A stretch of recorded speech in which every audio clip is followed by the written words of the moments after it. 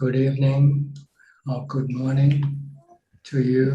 นมัสการเจ้าค่ะ If it is morning, it's good morning. If it's evening for you, it's good evening. Welcome once more to our Zoom meeting this week. So,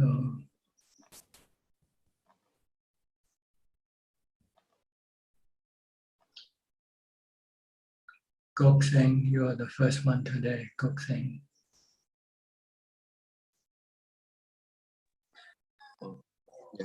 Okay, good evening, Ajahn. I have no questions at the moment. No questions, okay. No questions at the moment, Ajahn. Gek Yenso, you are next. Gek Yenso. Good evening, Ajahn. No question today. Okay, Mudita, question? Yes, good evening,ท่านพระอาจารย์ I would like to ask for your view on the last citta before we die. I've heard that our last citta is very important before we die. No, it's not important. What is important is your present citta. Right. You have to make your present citta good. So when you die, your last citta will be good. Right. If you wait until the last citta to do it, it's too late. I see. So you don't worry about the last citta because you don't know when you're gonna die, do you? True. Okay. So you have to prepare yourself right now for the last citta. Okay. So you have to make your citta good now. So that when you die, your last citta will be good. Okay, your citta doesn't change with the death of the body. See? Your citta changed by your practice or not practicing Dhamma. If you're not practicing Dhamma, your citta will not be good. If you practice Dhamma, then your citta will be good. Be noble disciple now. Don't wait till the last citta to do the practice. Because you cannot do it. So do it now. Become a noble disciple now. So when you die, you will have no problem. All right? I will try to practice on mindfulness constantly. Yes. Okay. Is that all? Yes, that's all. Thank you so much. Siddhartha, you're next. Good evening, Thanajan. I don't have any question today. Okay. Thank you.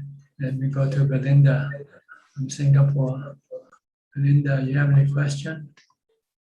Jen, no question for now. Thank you. Okay. Anuragji, thanks for your donation. Hi, thank you, Dhangajan. Yeah, thanks for Happy the birthday. opportunity. Happy Yes. birthday. It's in the future. Yeah, thank you. I have no questions today, Dhangajan. Okay. Yeah. And let me go to Forrest Tom. Forrest, Hi, Tanajan. Also, no questions from me today. no question. Okay, good. That means you understand everything now. What you Just need to trying do to is find put mindfulness. into practice what you Yeah. understand. Okay, Rusli from Indonesia. Evening, Tanajan. No question for now today. Thank you, Okay. Ajahn. Hannah. It's Avin Lee. Hi, good evening, Tanjan. Sorry, my daughter used my iPad. Okay, I didn't recognize your face just now. Yeah, my hair is getting longer, so can't go and cut my hair. The hairdresser salon is closed. Tanajan, a couple of days ago when I practiced, I could felt that my heartbeat slowed down. There's something that I felt that the heart beating became slower. But what is the problem, Tanajan? Is it because of? There's no problem. When the mind becomes calmer, there's less activity.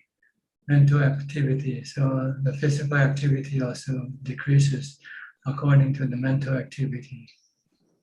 When the mind is excited, then the heartbeat will start racing up. And when the mind becomes calm, then the heartbeat will be slower, naturally. Nothing wrong. Okay, and it's the same thing that happened to me again. Then I got shocked and scared. You see, because it's slowing down. Something that I haven't experienced before. Don't worry about it. Just don't worry about it. Yeah. Okay. Yeah. When the mind becomes calmer, the body will also become calmer. The activity of the body becomes calmer. Right. So it's the same thing as you feel that you're dropping as well, right? Yeah. Okay. Okay, thanks. Next is Darren from Singapore. Darren, Hi, John. I have no question today. Thank you. no question today. Jolin Tay. Excuse me, Ajahn. No question today. Thank you. Okay, that's good.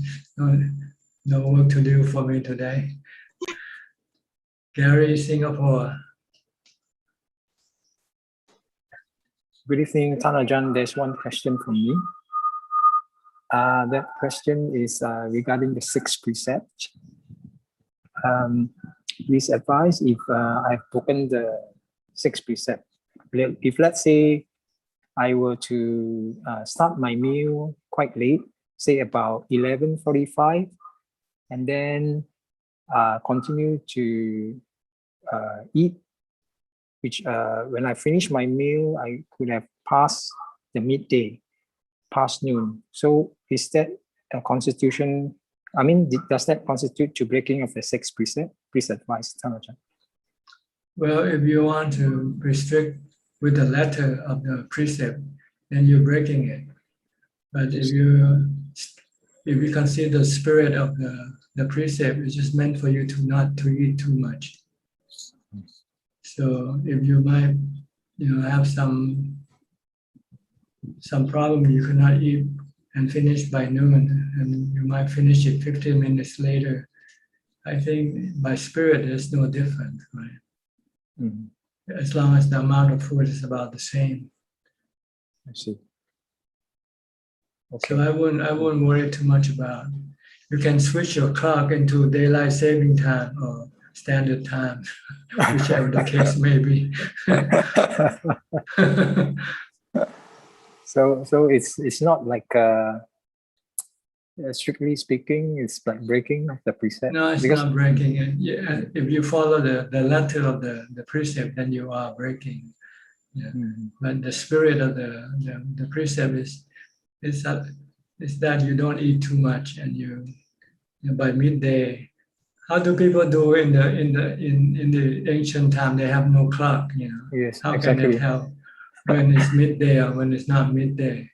Yeah. So approximation, okay? Let's put it that way. Yeah, right. Maybe you have to look at the sun and then stand in the middle, watch where your shadow is.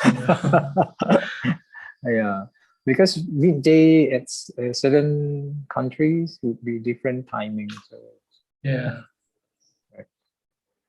So, but of course, we try to keep to the time as much as possible. Yes. Sometimes when we have to have our meal outside, sometimes the food we order arrives late, and then we have to really rush through.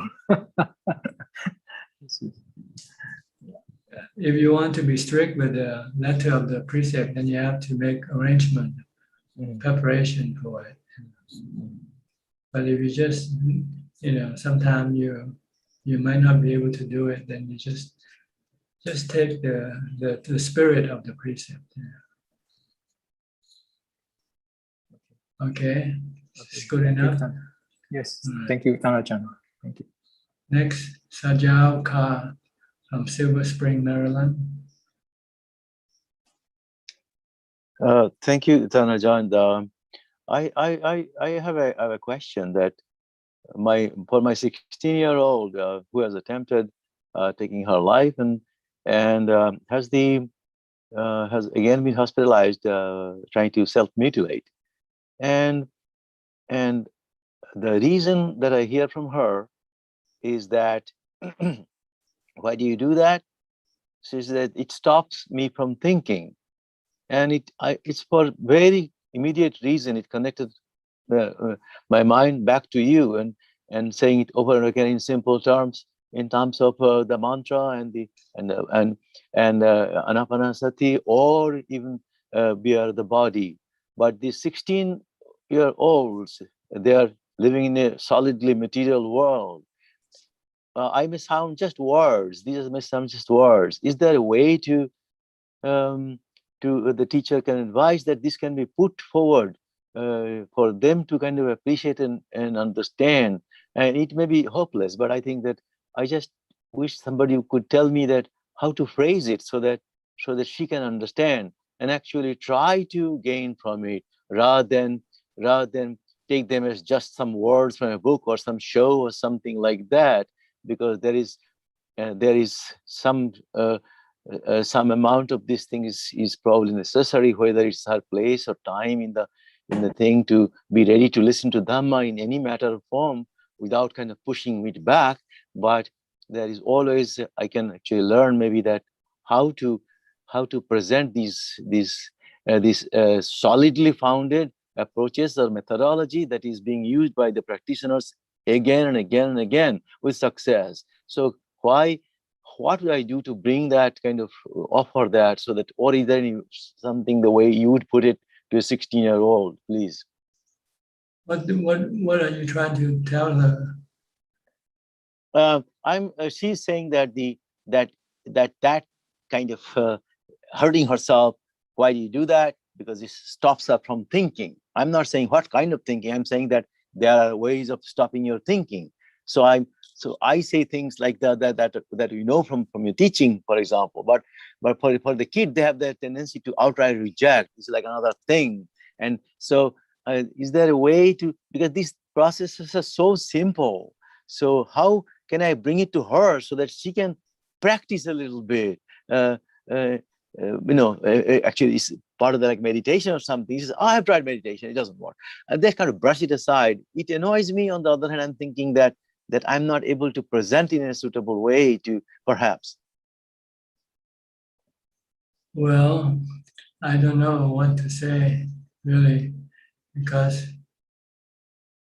she wants to stop thinking because she's not happy with her thoughts.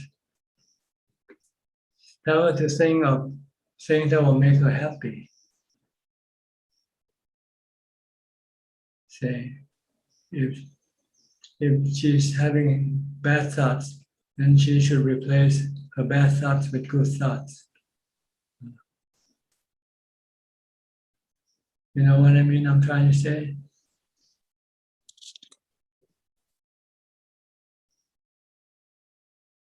Her thoughts made her unhappy. Yes. And you want her to stop these thoughts, right?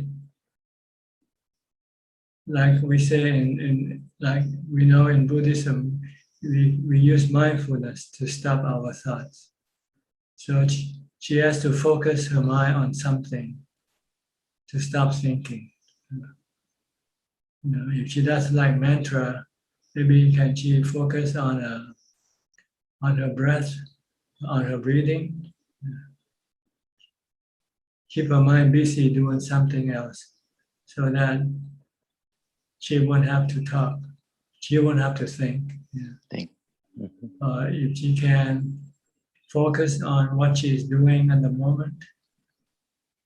If she's walking, just focus on walking and not thinking about anything. This is the method of stopping your thoughts, your bad thoughts anyway. So she has to have something to do in order to pull her mind away from her bad thoughts.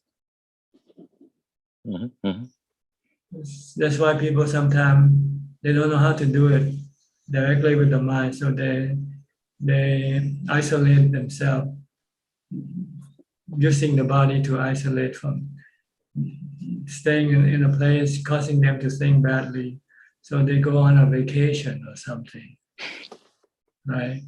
So when you're on vacation, you forget about the things that you left behind you. So your thoughts, you don't think about those thoughts. But this is temporarily, because when you come back, the whole thing come back again. So this is what people usually do when they have bad thoughts. When they become unhappy, they go someplace else, go do something else, go to a movie, go to a listen party, to music, listen to music. Diversion. That's what I'm talking Diversion. about. But they use the physical diversion, see, which is not effective. It might work briefly, and after a while, when you can't return, then you come back to the same old bad thoughts again. So you shouldn't use the physical diversion. You should use the mental diversion. Think of something else. Reading, listening to Dhammatalk if you can, or read Dhamma books. These are ways of getting her mind away from her bad thoughts. Or focus on what she is doing. Maybe she go on exercising or doing something. Just focus on what she is doing with her exercising. If she's running, just focus on her running. If she's walking, just focus on walking. If she's doing yoga or whatever, just focus on what she's doing. See, this is the way of diverting the mind from bad thoughts. I don't know how else to explain it to someone. Yeah. Yeah. No, but I think you gave a very beautiful summary, and I'll play this thing for her to listen to when she gets back home. I think we're going to do it together. So yeah, I think you give a lot of examples right here. So yeah, thank you, Tanajan. Do some do activities like do chanting with her, you know. Yes. Yeah. Yes. Do group chanting or something like that. Put her mind away from thinking about. And when she starts to see that this diversion works, then she might continue on alone by herself, by doing chanting mentally, chanting if she can. Yeah, she actually expressed interest to attend your Zoom meetings, and she was asking me, and I was thinking, so that is very curious opening right there. So, but somehow she's again hospitalized, so she could not join today. She was thinking about joining alongside me.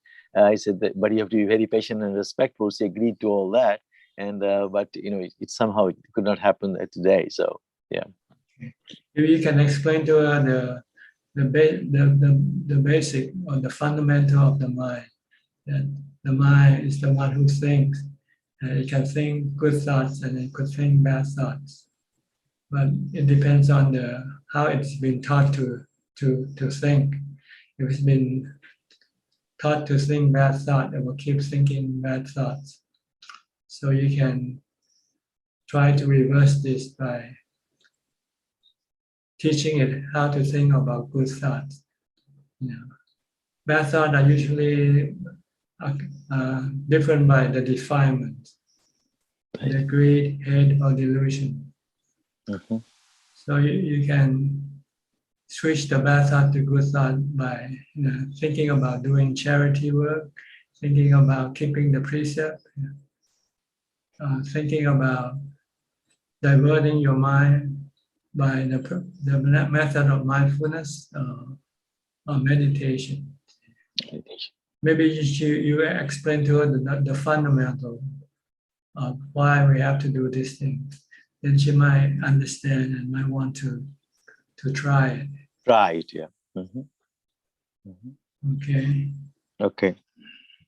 Because if she doesn't understand what she is doing, then she have no interest, no inspiration.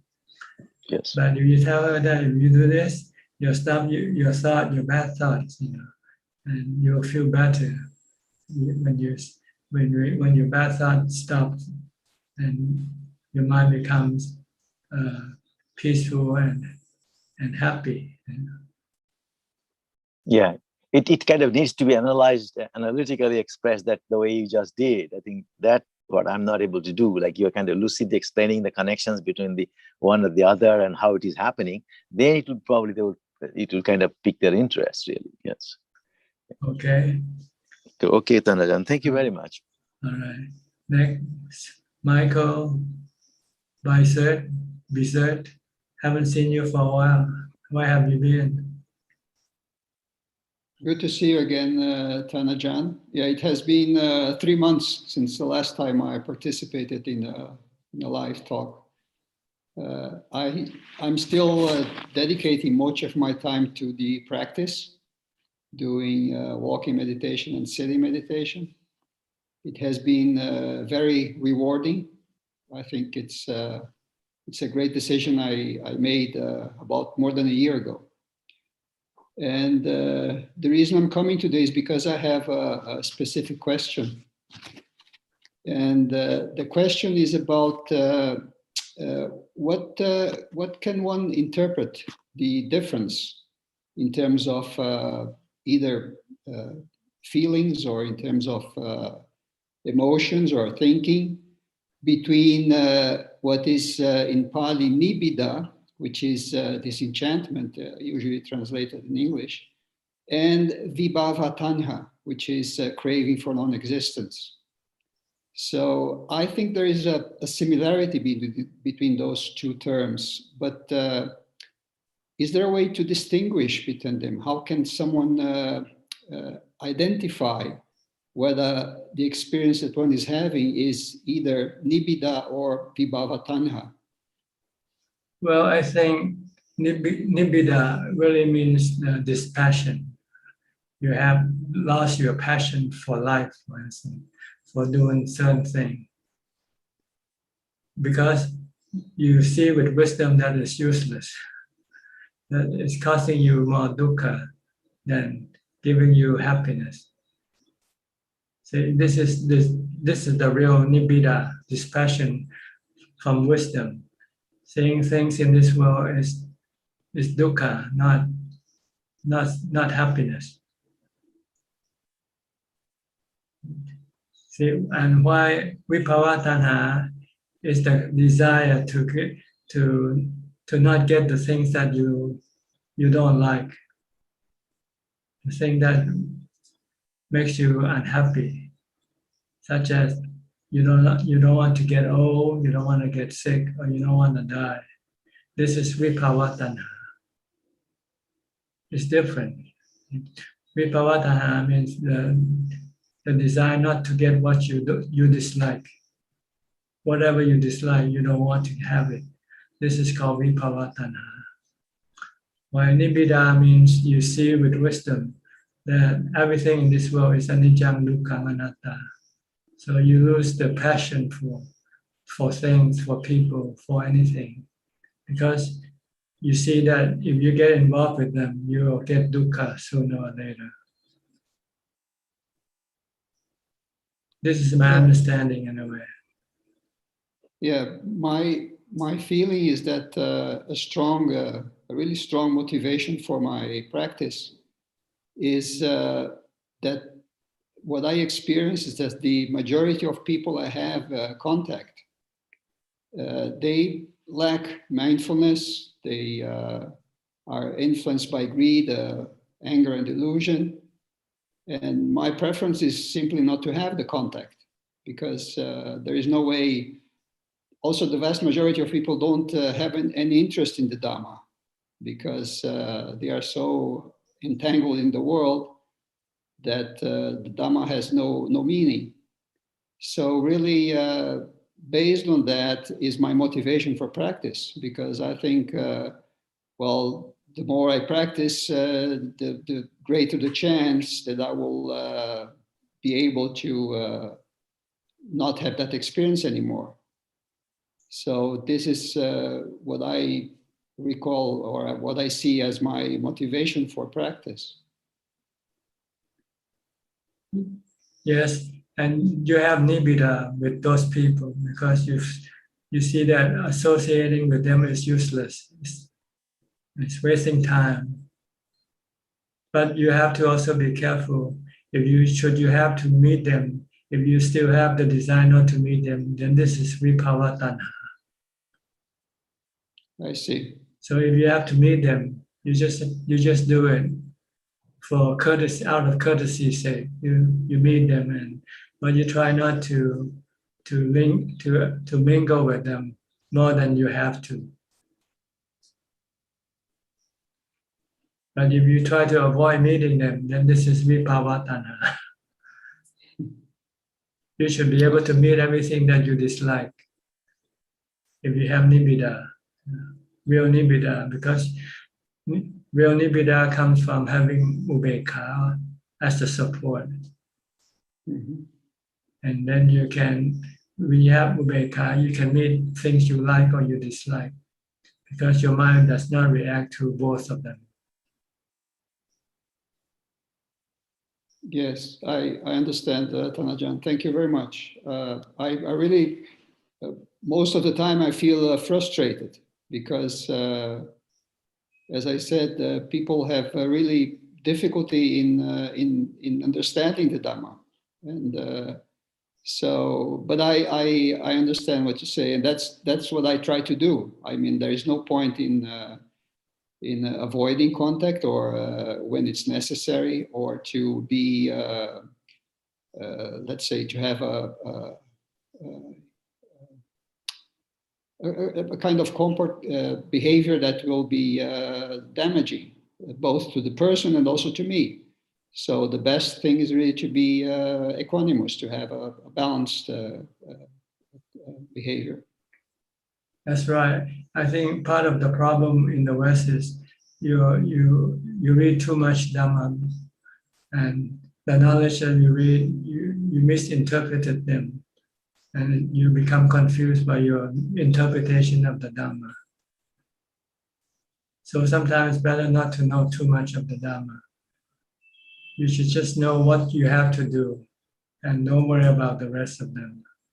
Like a lot of Ajahn in Thailand, they were uneducated. They couldn't read books. And so they don't know much about all the Dhamma in the Tripitaka.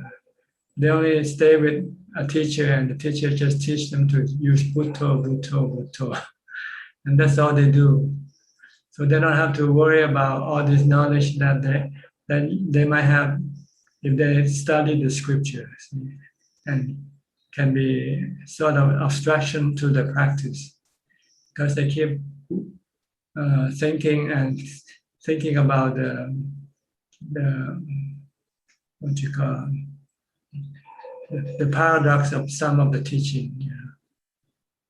So it's better not to know too much Dhamma, really.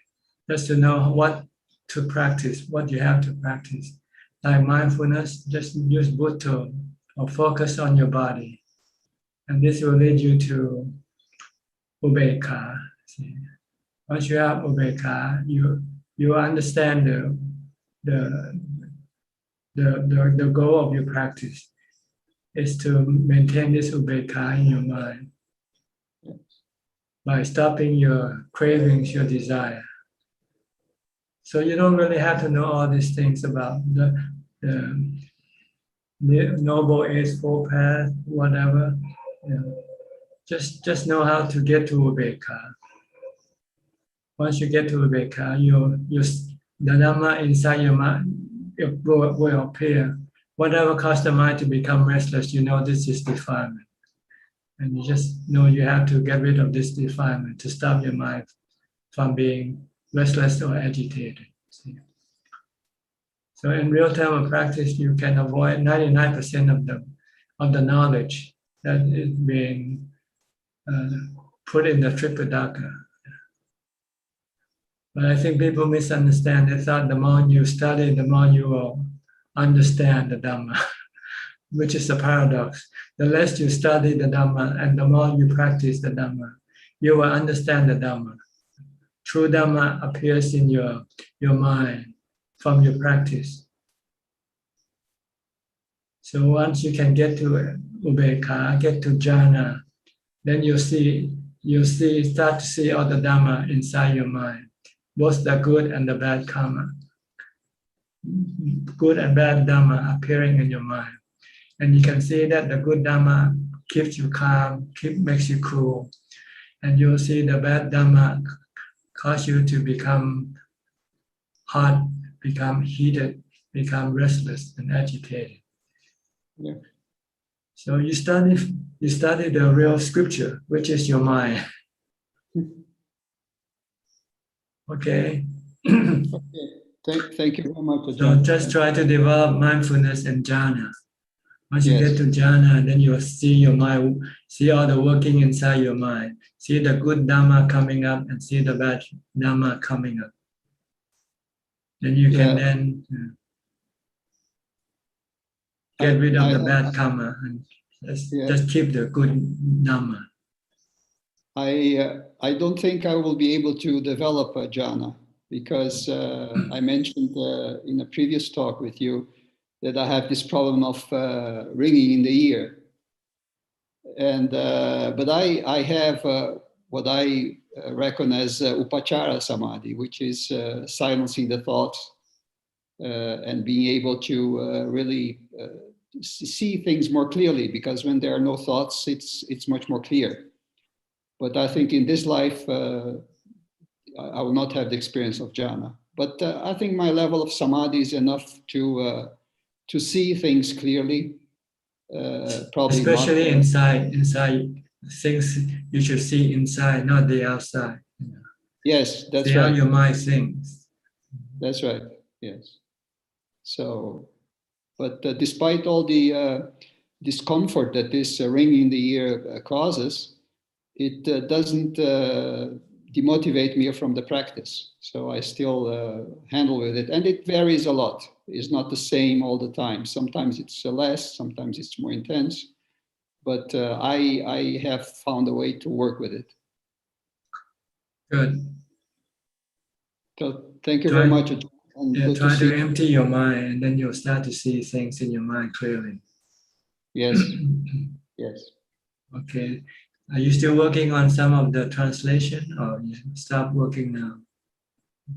No. I have since I began my practice when the pandemic began, March last year. I haven't done translations. Well, of course, I did the translation of your book, but after that, no more translations. I'm dedicating most of my time really to the practice, as much as my body can afford, because I'm really a little bit old, so there is some restrictions, but I do as much as I can. Okay, very good.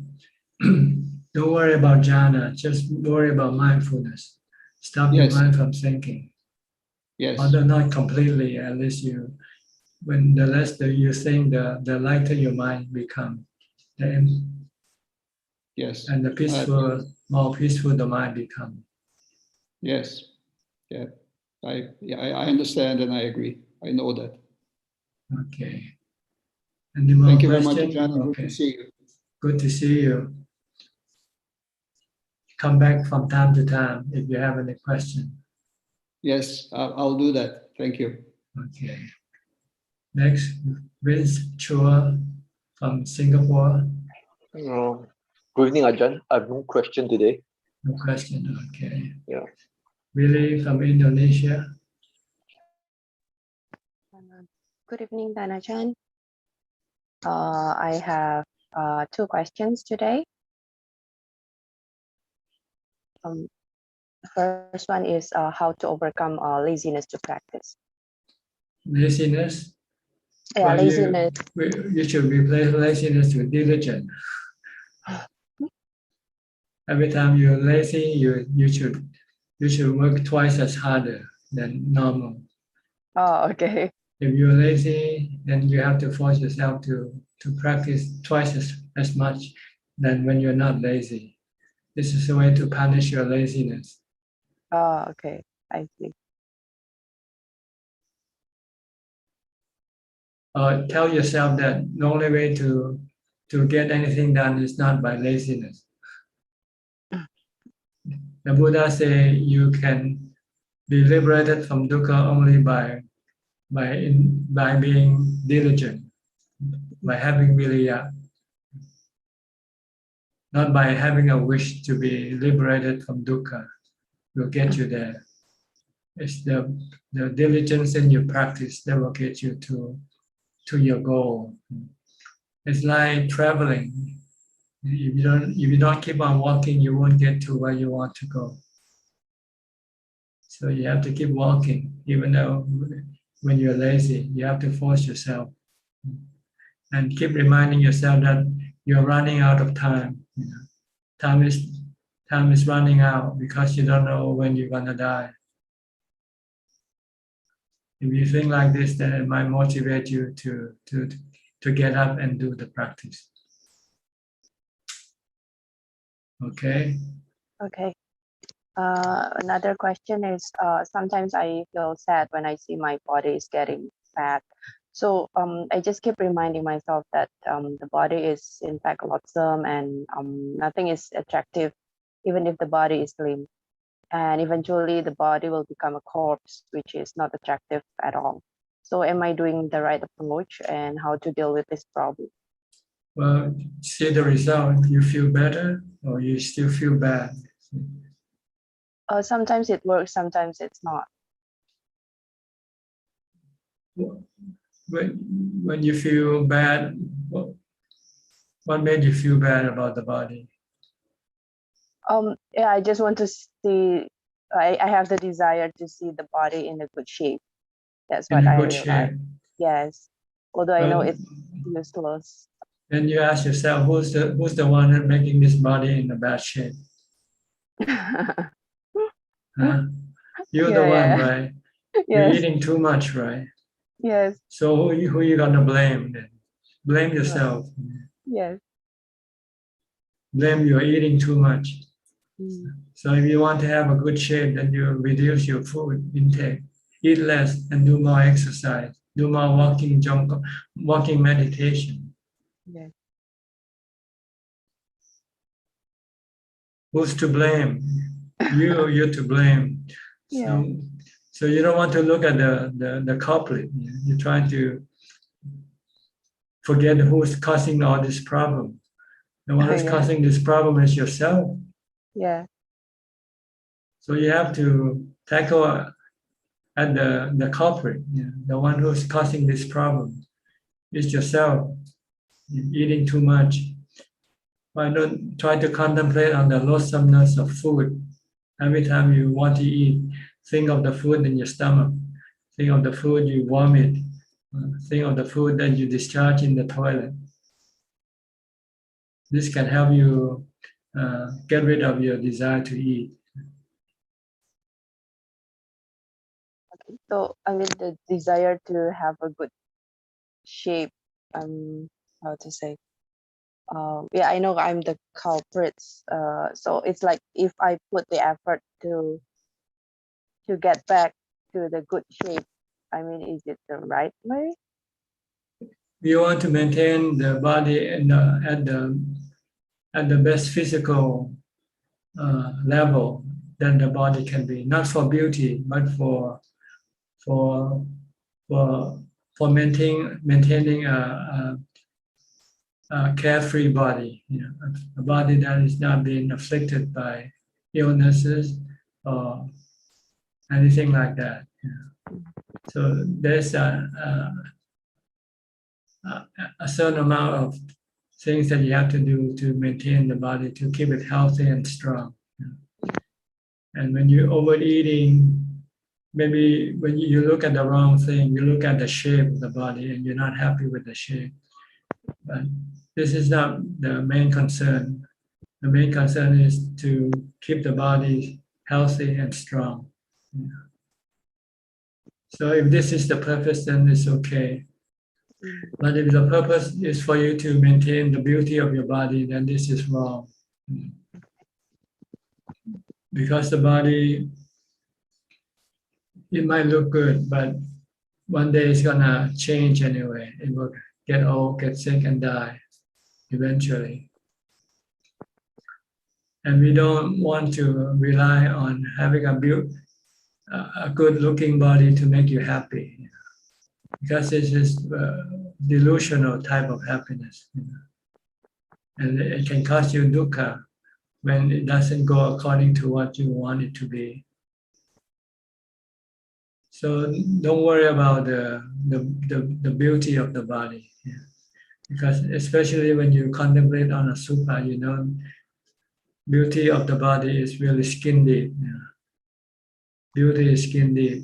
Once you look under the skin, there's nothing beautiful about this body. So I think the problem with you is you tackle at the wrong problem, at the wrong point.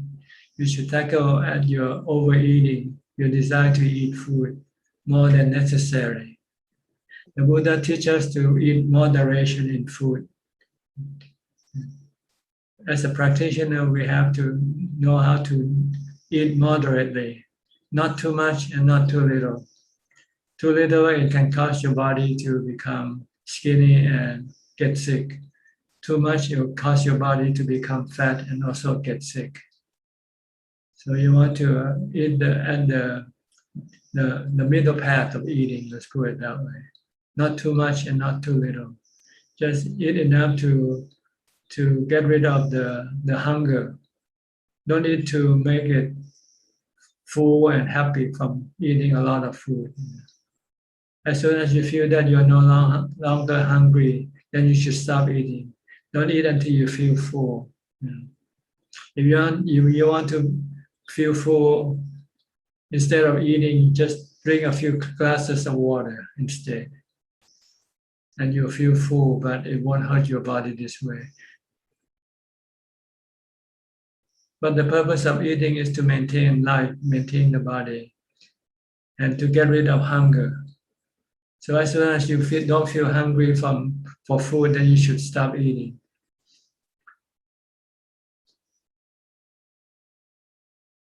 Okay? Okay. Or eat once a day. Just eat once a day. Okay. Like monks, most forest tradition monks, they only eat once a day. I have tried to eat once a day, but there's a tendency if I eat once a day, then I tend to eat more because there is only one meal of the day. And besides, you still have problem with your body, right? That you feel that you have to eat 3 times a day. Yeah. So you can eat 3 times a day, but you can reduce the amount that you eat. See? Only eat half portion of what you normally eat. If you eat for medicinal purpose, maybe you have to eat because to take care of your body, because maybe your body right now is sick and it needs the food. Okay, your second question? Yeah, this is my second question. Already? Yes. Okay. Then let me go to Philip and Adeline from Kuala Lumpur, Malaysia. Good evening, Tanajan. Good evening, Tanajan. I have a question with regards to. Can you speak louder? Okay, let me bring it closer. Okay, can you hear me now? Yeah, but not as loud. Can you hear? Okay. Okay, I got a question with regards to my meditation practice. Recently, when I was meditating,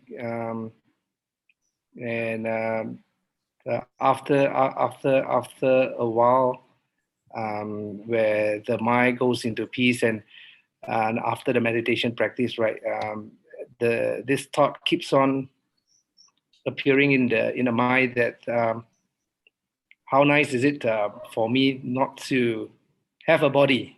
I mean, it's actually opposite to the question just now.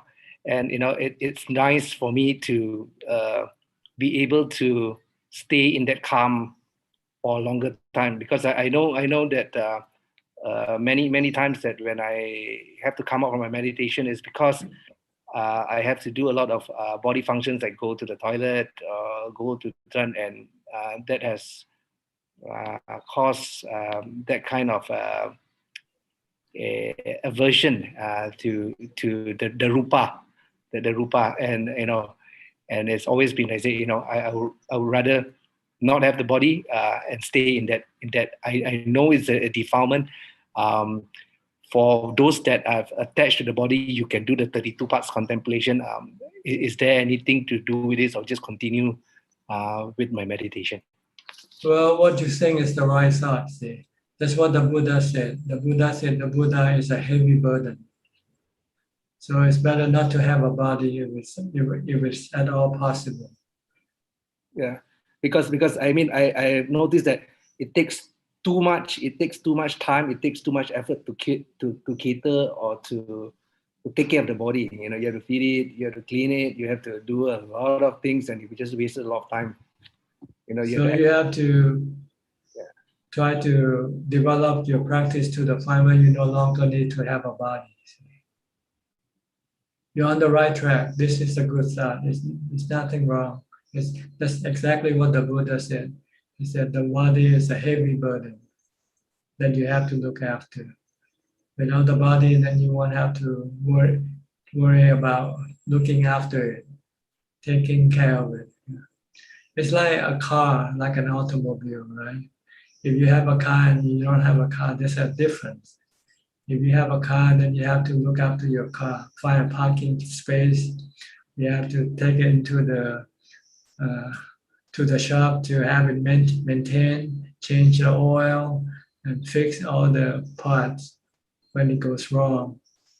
But if you don't have a car, then there's no problem, right? This problem will disappear.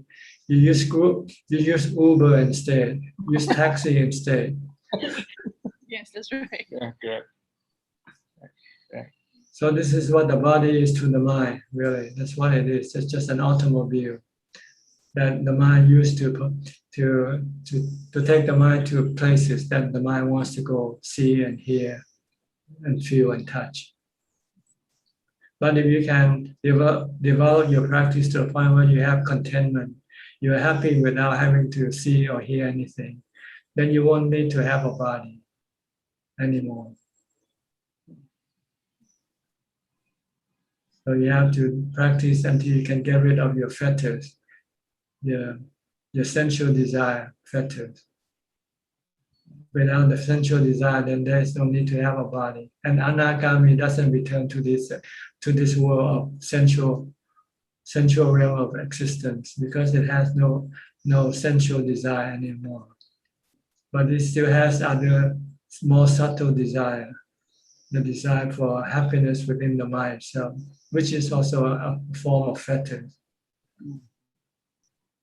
That's why an anagami will still take birth in the rupa and the arupa realm, but not in the sensual realm of existence, because it no longer has any sensual desire. Okay? Okay, thank you, Pandra. So just keep practicing and try to restrain your sensual desire. Every time you want to watch a movie, yes, don't do it. Every time you want to eat something or drink something for the pleasure, then you should not do it. If you're thirsty, just drink plain water. You don't need to drink something that has taste or smell or color.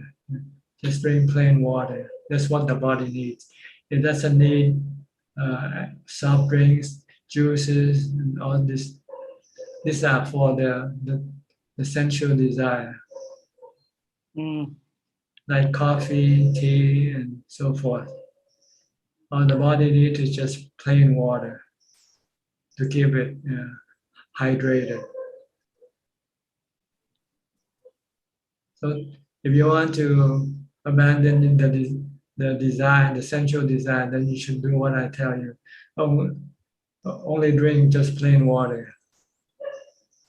Don't drink coffee, don't drink tea, don't drink anything with taste or color or smell. Because these are sensual objects, right? Taste is sensual object, smell is sensual object, color is sensual object. So the body doesn't need this thing. The body only needs the water to keep it hydrated. to keep it from being thirsty. And same way with food, you just eat food once a day, that's all you need for the body.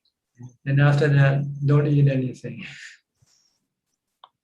Then you will reduce a lot of your sensual desire this way, dealing with what you drink and what you eat.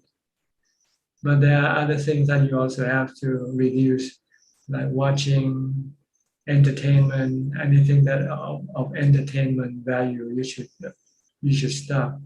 Only watch or hear that is things that is educational value, especially Dhamma value, or what you have to know in order to keep your work going well.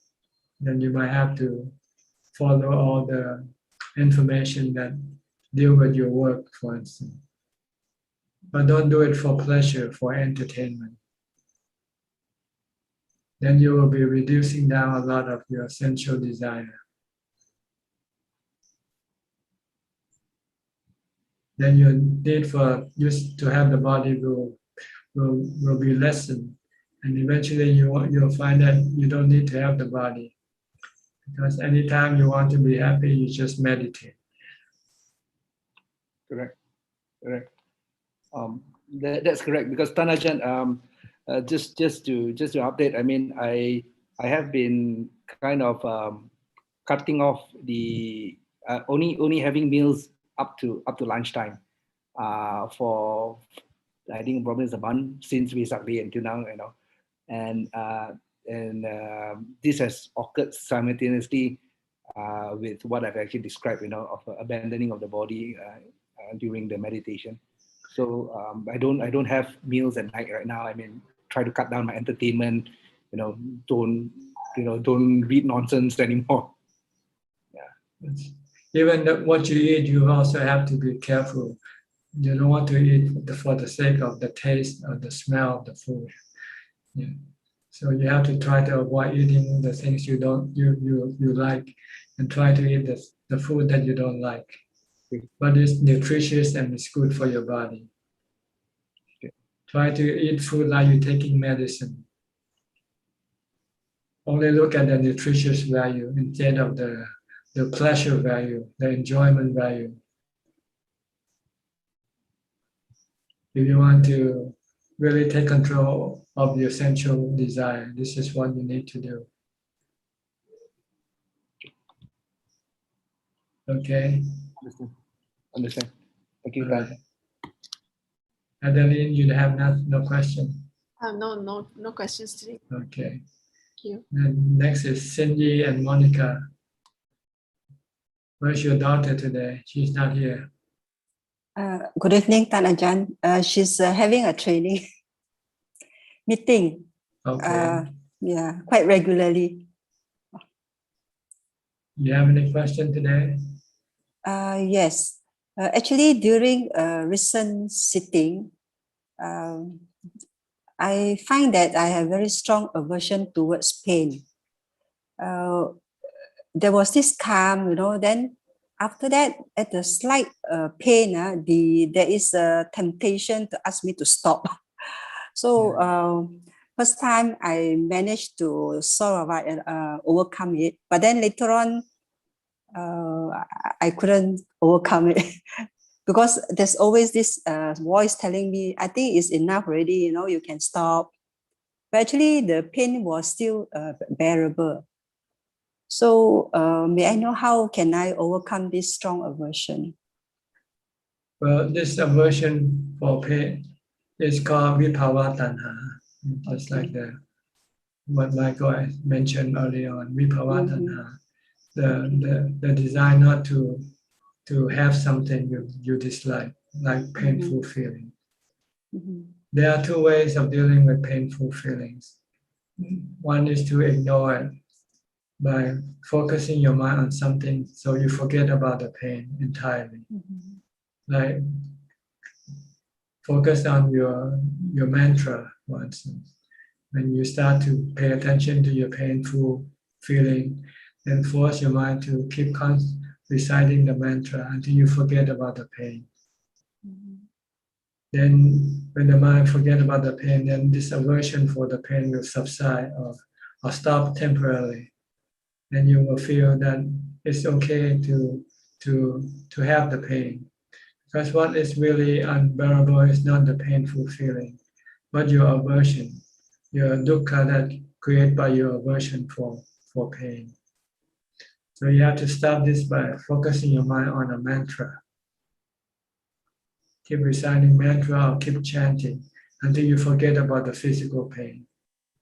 When you forget, then your aversion for this will disappear. Then the dukkha that arises from the aversion will also disappear. Then you can be sitting and not being disturbed by the pain of the body. This is one method. The second method is once you can do the first method, then you have a strong enough mind to teach the mind to look at the physical pain as being anatta, as a natural phenomena, like the rain, the sun, the wind. They come and go, and you have to learn to live with them, because there is nothing you can do to prevent them from coming or tell them to stop when they come, like the rain. So look at the painful feeling that, like the rain. You could live with the rain, you should be able to live with the painful feeling. The reason why you cannot live with the painful feeling is your aversion, which you have managed to deal with it by using mindfulness. Now you want to teach the mind to stop this aversion by looking at the truth that aversion doesn't help your mind, doesn't make your mind feel comfortable. It makes your mind discomfortable. So you should get rid of your aversion by accepting the painful feeling as part of your life.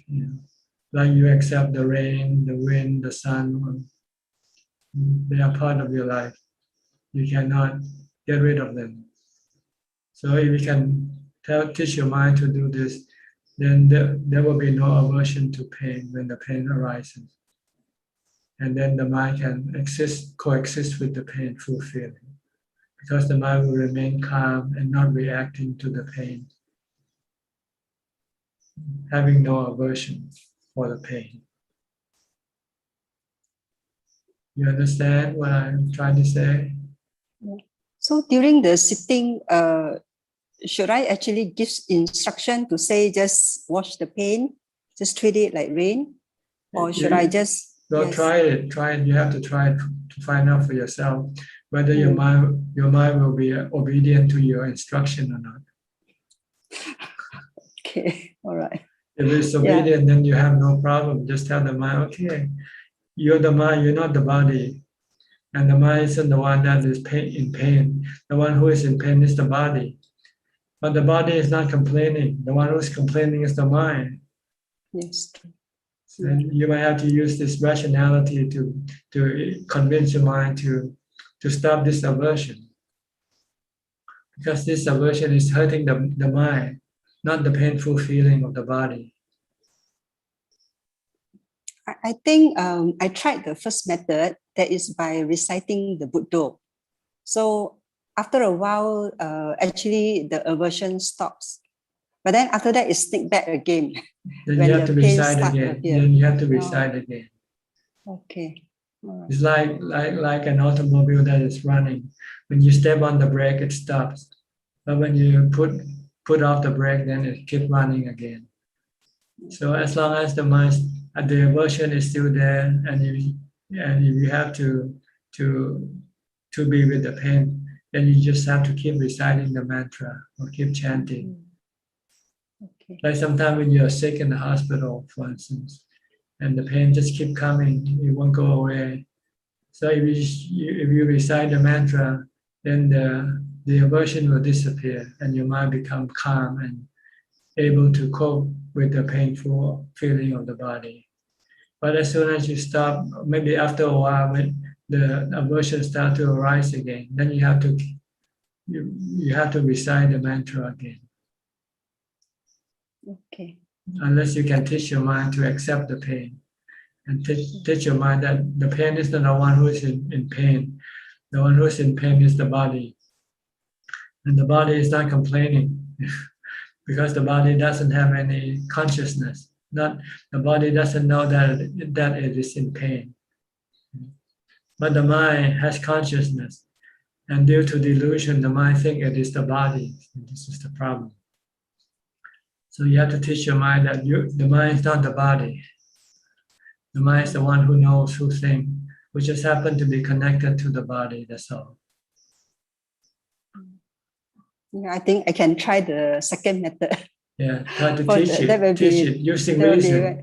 And then when the mind eventually see this, then it will accept the pain, because it's just merely knowing the pain, that's all. That's the function of the mind, just merely knowing the pain. But the delusion deceive the mind to think that the mind is the one who is in pain.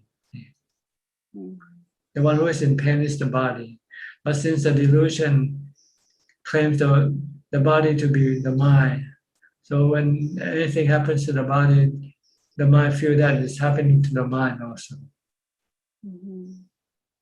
Yeah, true. It's very sneaky. You have to It do keep on this. sticking up. You have to do this in real time. Okay, Yes, thinking true. about it right now is just theoretical.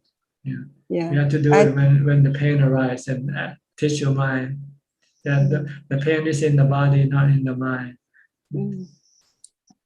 I hope I can apply your instruction then. Okay. Thank you, Let's see what Tanajan. happens. Try it. You know, it might not work the first time, but keep trying, because you will always meet you will always have painful feeling, and if you just keep teaching your mind this, maybe one day your mind will understand, and then you'll just let go of the aversion of the pain to the pain. Yes, true. Then the mind will be able to coexist with the pain of the body. Okay. All right. All right. Yes. Thank you, Tanajan. Next, Kunia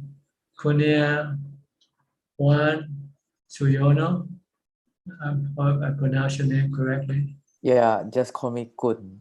Okay, Tanajan. Kun. I have no question today. You're from Indonesia. Yeah, from Indonesia. Okay, right. Next is Alfredo. Alfredo from Brazil. You're cold, huh? You have no heater in your house? Hi, Bante. Here, now is winter here. You have no heater? What? Do you have heater in your house? Heater. The thing to keep your house warm. You don't have Not, heater. my house is very cold. My house is cold in forest, near forest near my house. Very trees and very trees. Here is cold. But I like. But I have a commentary. Most people here say that have problems in thoughts. Buddha give a example to us that I think is an excellent example. If other people give a gift to you and you not accept the gift, it's not a problem. It's not a vibhava tanha. It's sati. You not give. You not give to accept that accept other things that you think is not good to you. Other people is not have a problem. If other people don't like of you or don't accept your things about the life, is normal. My friends don't like me practice Buddhism. My friends don't like me good meditation and not work. But for me, it's not a problem. I not fight to to my friends because he's taught me to not meditate, to not practice, to win money, and me normal. I don't accept this, né? I think our thoughts have to sati to know what is good and what not good. If not practice, not goes to illumination, not goes to leave samsara. Samsara is not good. Samsara is a problem. Né? The Buddhist peoples know to have samsara is not good. Né? The stage of enlightenment is good to us. Né? Então, I think the example of Buddha is very good. If other peoples give a gift to you, not accept. Give a monk too. If a monk give words that you not accept, you don't have accept. You have to do what you think, what you have to sampajanas, né? Buddha, the way of Buddha, practice, gochara, né? In brief, and anatta, né? I think this. Okay, good. Just be neutral. No like or no like or dislike. What people say or do, let them say or do. No reaction to what they say or do, right? Yes. Okay, good. This is the right way of practice, to keep your mind calm and peaceful. Yes. The goal is to maintain calm and peacefulness, because that's where the real happiness is. Yes. All right? Yes. Good talking to you. Keep Good warm. talking, but Yeah, stay warm. Thanks. Okay. Next, Sulan from Singapore. Yeah. Thank you, Ajahn. Yeah. Nice to see you again. Hope you are well. So I have two questions. My first question is, I see that in the suttas, there are teachers that will admonish the sangha members, or like bhikkhus, or if let's say they are unwise or unskillful. So I'm just wondering, like for lay people, who should we ask for admonishment?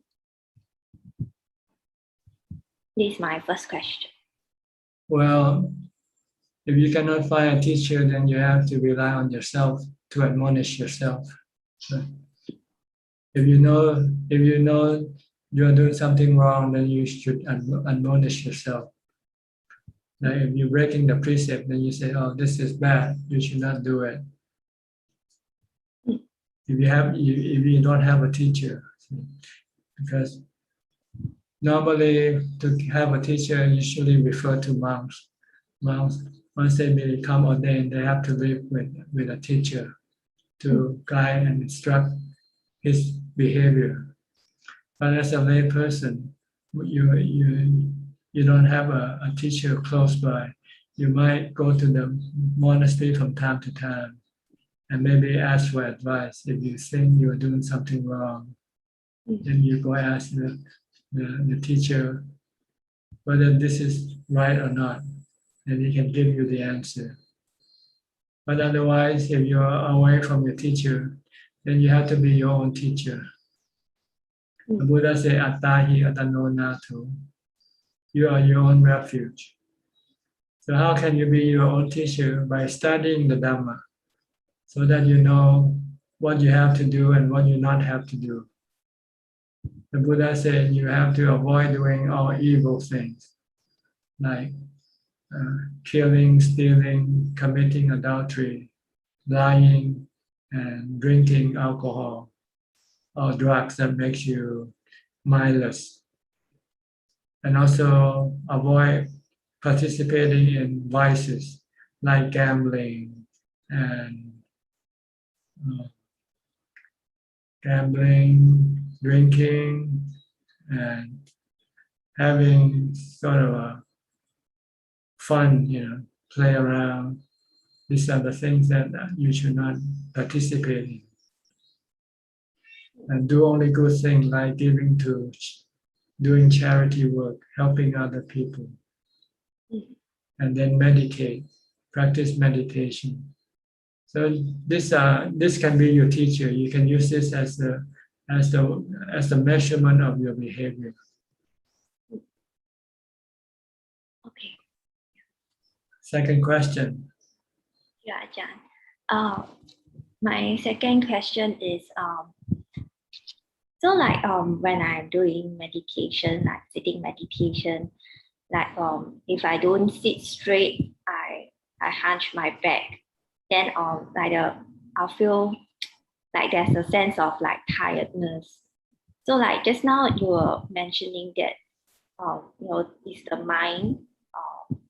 The mind does not feel pain. It's just the body that feels pain. So in this sense, is this tiredness something in the body and not in the mind? Yes, it's physical tiredness. When you meditate, don't pay attention to your body. Once you start meditating, just keep focused on your meditation object. If you pay attention to your body, then you'll be distracted and you will not be able to concentrate and get the result from your meditation. So when you start to meditate, you forget about the body. Okay. So when I'm feeling the tiredness in the body, I'll just focus on the Buddha. Yes, just focus on the Buddha or watching your breath and ignore the tiredness of the body. Okay. Until you can no longer concentrate on your Buddha or on your breath. And then you might have to give up your meditation for that period, that time, and go take a rest maybe if your body is really tired. Okay. But if it is tired because every time you meditate, it just becomes tired. But when you go watch a movie and you're not tired, then this is your defilement. Oh, okay. Yeah. Okay. All right. Okay. Who is next on the screen here? Evie from Indonesia. Hi, Evie. Hi, Ajahn. Can you hear me, Ajahn? Yes, go ahead. Ajahn, I just finished chanting and meditation. I want to ask, is present moment when we meditate is very important? Because I just did it. I did it because my feet started to feel uncomfortable, especially it started to numb. So I have to pay attention to the tip of nose very seriously. And when I attention to the tip of nose serious, this is the present moment I feel. And it feels like a sharp attention ahead, only now. And sometimes there is a very bright light and the sound of my breath and the sound of my heartbeat is very clear here. I only hear these two kind sound and no other sound again. And I feel like entering myself. I like feel enter myself inside. You should ignore all these feelings. Just pay attention to your meditation object because you want to empty your mind of everything. And the mind will only be empty if you keep focusing on your breath or on your mantra.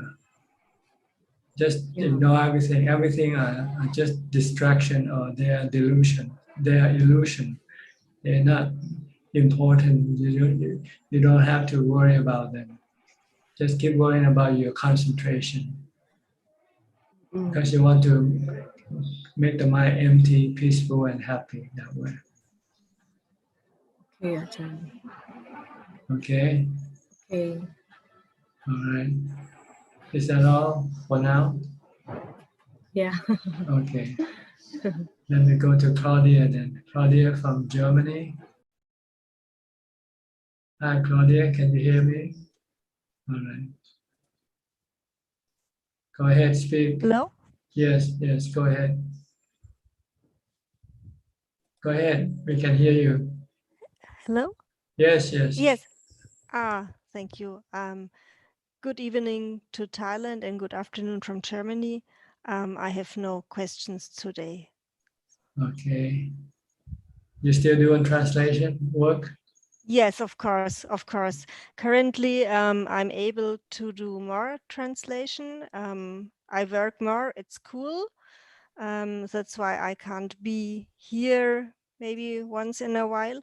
But I also have time at school for about 1 hour per day and do the translation at school where I work. So this is also an advantage.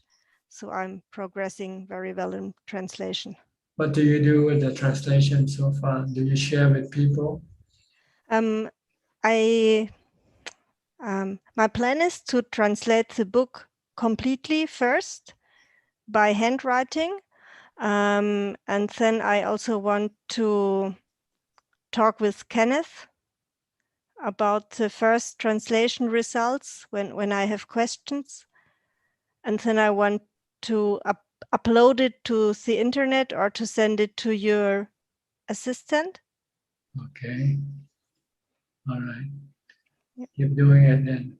If you find it helpful, makes you understand more about the practice. Oh yes, it's so helpful. It's so helpful. It's very good for me. Yeah. Yes, I think that should be the goal.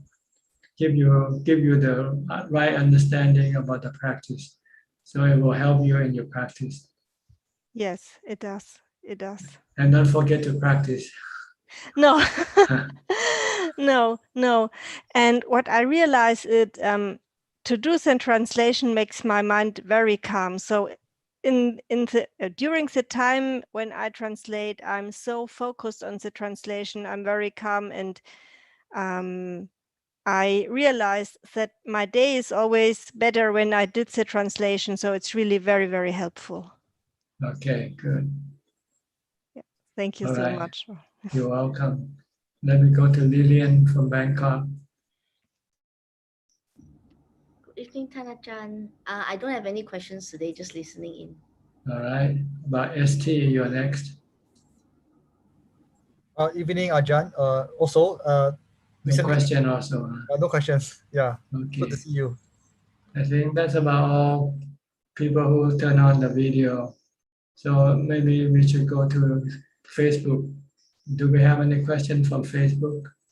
Yes, we have 8 questions from Facebook, Tanajan.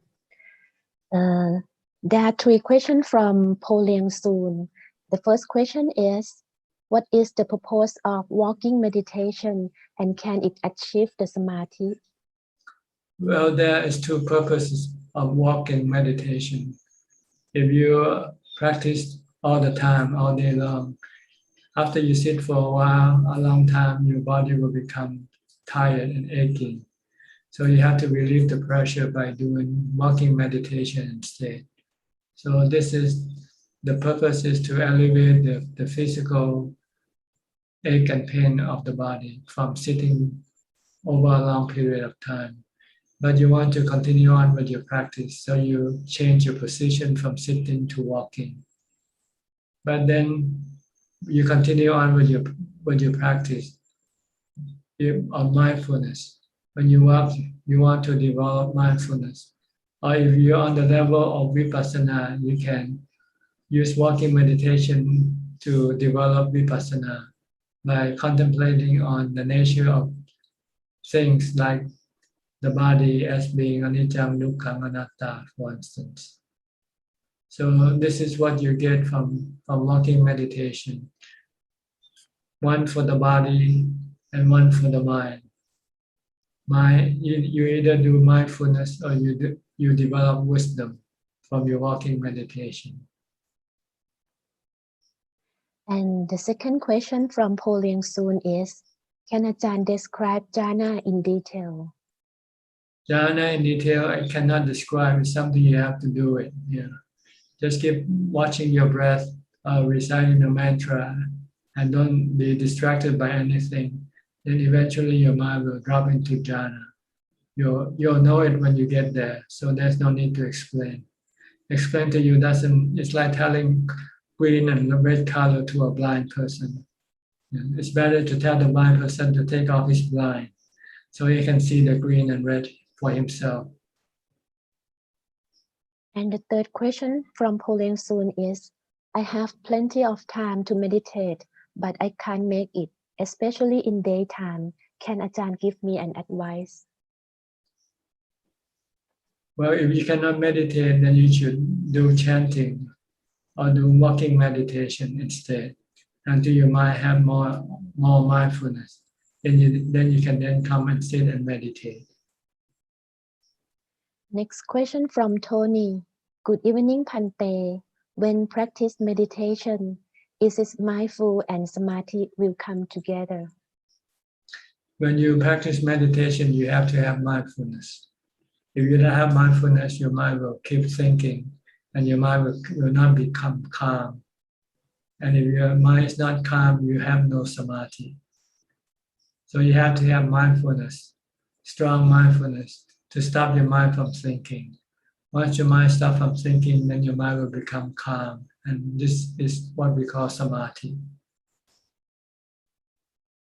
Next question from George Lim Tian Boon. Dear Ajahn, I am just curious. When someone becomes fully enlightened, does it mean that you will also understand all the physics, chemistry, biology, and other phenomena in this world? No.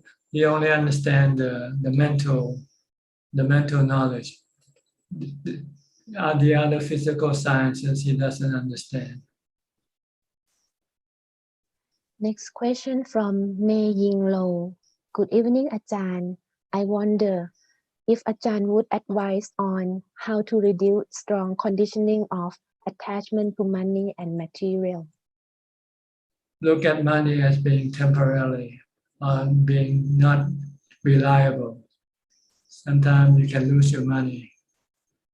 Sometimes you cannot get the money you want to get. So when you run into this uncertainty, it can cause you worry, anxiety, and stress. So teach your mind the impermanent nature of money. And the next question is from Siwa A. Dear Ajahn, I am practicing meditation and mindfulness most of the time. If I miss it for 1 or 2 days, will it affect my practice? I mean, will I lose all my already gained focus? Not really. You just might slow down your progress, your advance. So if you can, try not to stop doing it. Do it as much as you can. But as soon as you start to do less, then you will not be advancing, but you will be retreating. Is that all? And the last question from George Lim Tian Boon. Ajahn, while I reciting Putto, must I be aware of in and out breath as well? Not necessarily. You can use Bhutto alone without having to watch your breath. If you use the mantra, just focus on your mantra alone. Bhutto, Bhutto, Bhutto. And don't worry about the breath. And likewise, the other way, vice versa. If you watch your breath, then you don't have to worry about Bhutto also. You can do this also. Just keep watching your breath alone only. But some people like to mix them, like to have both of them. So they watch their breath as they recite the Bhutto also. So this is more or less the 3 methods that you can choose.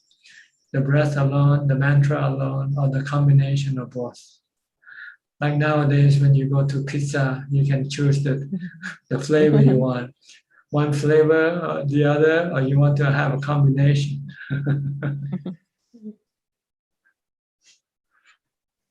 I see Oyek who just came in, but now he's turned off his video. Boyek, you want to ask any question? Probably not. Okay, we have Kunia. You want to ask question? Go ahead and mute your microphone.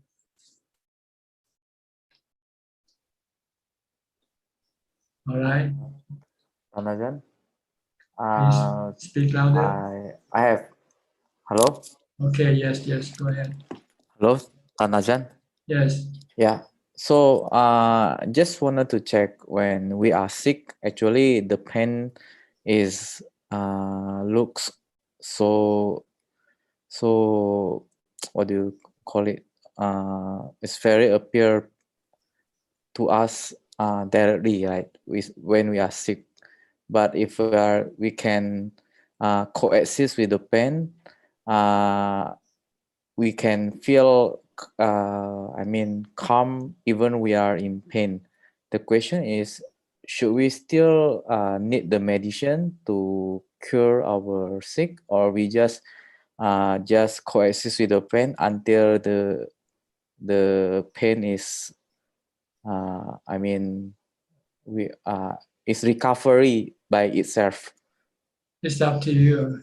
If you want to use medicine to help, it's okay. If it's available. If there's no medicine, then you just have to let the body cure itself. Okay, because sometimes is some thinking that if we are consuming medicine, maybe we want to get rid of the pain, right? By consuming medicine. Is it a good desire, or while when we are practicing, we have to coexist with the pain, but we are consume medicine, we have a desire or maybe expectation to get rid of the pain. Which one is the best things to take, Tanajan? You have to separate the two from each other. First, you want to teach your mind to learn to be able to live, to exist with the pain. Once you can do that, then taking the medicine doesn't mean that you want to get rid of the pain.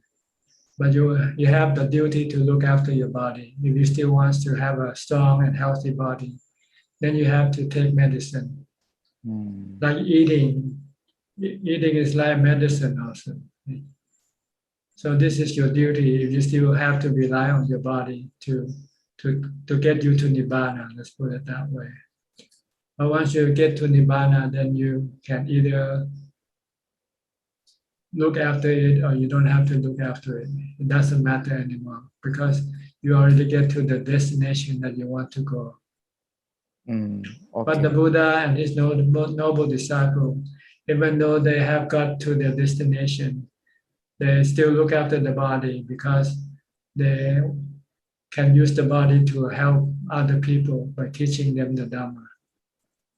So that's why the Buddha still have take medicine when he's sick. And all the noble disciples still do it. But not for themselves, but for the sake of teaching Dhamma to those who doesn't have Dhamma.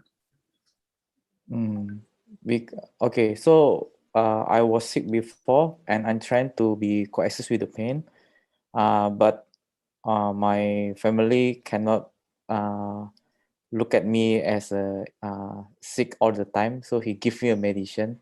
Apparently I take the medicine, but is it the right thing to do? So should I try to Yes, reject? you have to look after your body. You haven't become enlightened yet. So you need to have this body so that you can then use this body to take you to monastery to practice Dhamma. If your body is sick, you cannot go to the monastery to practice Dhamma. But if you don't rely, you don't need to have the body, then you don't have to look after it. You don't have to take medicine if you want to. Okay. Thank you, Tanajan. Okay. Anybody else would like to ask a question? Billy from Indonesia.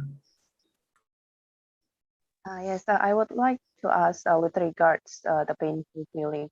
Do we need to have Apana Samadhi to completely let go of the painful feeling? Because from my understanding, in that state, then we are able to see that the mind is separating from the body. Or we can just keep reminding ourselves that the mind is not the body and the painful feeling is not the body. I mean, although we don't have Apana Samadhi, but eventually we can completely let go of the painful feeling. See, if you have Apana Samadhi, when you're in Samadhi, then the painful feeling cannot enter the mind. But after you come out of Apana Samadhi, the pain can enter your mind. But you have the equanimity to teach the mind to not to react to the painful feeling, which the mind can then stop creating aversion and dukkha from the aversion. But it cannot stop the painful feeling from entering the mind. But the mind will not be disturbed once the mind can teach the mind to stop the aversion for the painful feeling. So this is a vipassana level. See? So you have to do outside of Apana Samadhi when you do vipassana level. You have to come face to face with the painful feeling, and then teach the mind that the painful feeling is not the mind, it's not in the mind, it's in the body. And it's something that the mind cannot force it to go away. The mind just have only one option, and that is to live with the painful feeling, as long as it is connected to the body. So once it accepts the painful feeling of the body, then there will be no aversion, no dukkha in the mind. So the mind will not be disturbed by the physical pain.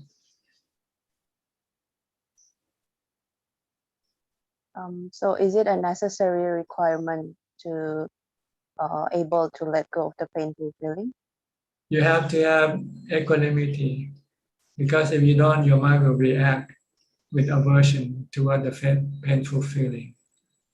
No matter how you try to teach the mind to stop having aversion, you cannot stop it without the Apana Samadhi, without the equanimity of the mind. So you need to get equanimity into the mind. Once the mind has equanimity, and when you teach the mind not to react with aversion, it will not react with aversion. But if you have no equanimity, you can tell it and it won't listen to you. Yes. It wants to run away from the pain. It wants to get rid of the pain.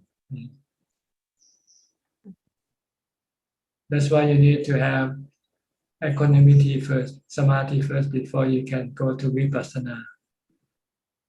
To tell the mind to let go, to not to react to anything that bothers the mind. Okay. Okay. Thank you, Tanak. All right. Anybody else would like to ask a question? Okay, Xin Yi. Yeah. Tanajan would like to ask, like, normally when I contemplate on Asubha, so what would I would look through the pictures of the 32 parts and also pictures of corpses. Would it be actually better to just concentrate on one part and then move on to the next, or is it okay to look through the 32 parts and also the corpses? Any way you like, so long as you can stop your attraction, your attraction toward the body, to the beauty of the body, to stop your sexual desire. That's the goal of the contemplation. So you can look at all the parts, or you can look at one or two particular parts that give you revulsion. That will then let go of your get rid of your sexual desire. The purpose of contemplating is to make it sink into your mind, be ever present in your mind, and whenever you need it, it will come up right away. See? That's why you have to keep contemplating. It's like memorizing the multiplication table. If you don't keep memorizing it, then it will not be in the mind when you need it. So you have to keep contemplating, looking at these Asupra images until it's embedded in your mind, so that when you need it, it will come up right away. As soon as you have sexual desire, then you should be able to call up these Asupra images right away. Okay. So whichever image that makes you have, that can stop your sexual desire, and then you use that image or those images. Okay. Thank you, Tanajan. Okay. Anybody else? Evie. Evie again? Okay, Evie. Namo Buddhaya Ajahn. Ajahn, I want to ask, when I do walking meditation, my mind is always contemplating by itself, but the other side also doing Buddha. Can I do it together? You have to do one or the other. If you want to contemplate, then you cannot recite the Buddha.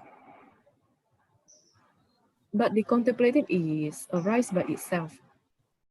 You should stop it. If you want to recite the mantra, then you should keep continuing with the mantra and ignore the thoughts that come up. Don't pay attention to it. And if I don't want to Buddha, I just contemplate. Can I do that? Well, you have to make up your mind which one you want, but you don't want to use both at the same time. Then you won't get anything, because they go to two different directions. See? If you recite the mantra, it will eventually stop the mind from thinking. If you contemplate, then the mind won't stop thinking. It will keep on thinking, but it will give you knowledge or wisdom. So it depends on what you want.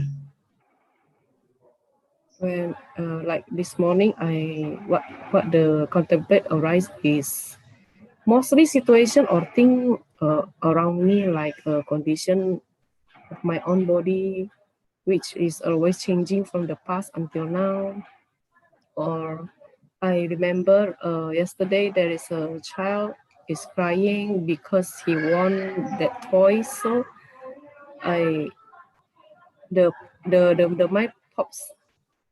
Look, this child he's crying because he wanted the toys. This is just like us. When we are suffer because we have wanting or desire, we can calm the child, but why we cannot calm ourselves? They contemplate is just like that. What I mean. So when I walk in meditation, this kind of thought is arise, and I just It means your mindfulness is not strong enough. So this thought keep rising. You're not concentrating enough. So you should force yourself to concentrate more. Better I contemplate or I Buddha, Ajahn. It's up to you. It's up to you. What do you want? You have to know what you want when you practice. You want to get rid of your thoughts, or you want to have wisdom. They go to different directions. So I must spare the time, Ajahn. Half hour for Buddha and half hour for contemplate. Can I do that? That's right. Like when you go to school, you don't study math and history at the same time. Okay, Ajahn. Okay, thank you. So same way with Vipassana and Samatha, you don't do it at the same time, okay? Okay, Ajahn. All right. We have Sri and Czech just came in, or just turn on the video, I'm not sure. You want to say anything? We just turn on the video. I see. You have a question?